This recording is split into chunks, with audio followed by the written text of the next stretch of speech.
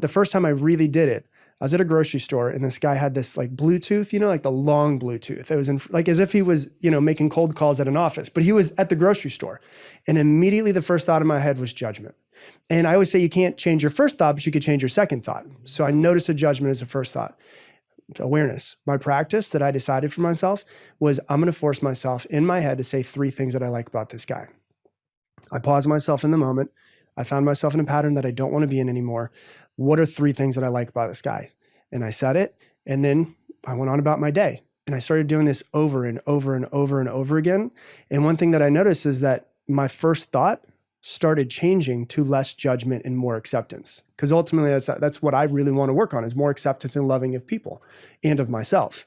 And so I think it's becoming aware of it. Once you're aware of the things that the pattern you're trying to change, what's the practice that you're going to take yourself down? And then noticing that you're just going to need to do it over and over and over again.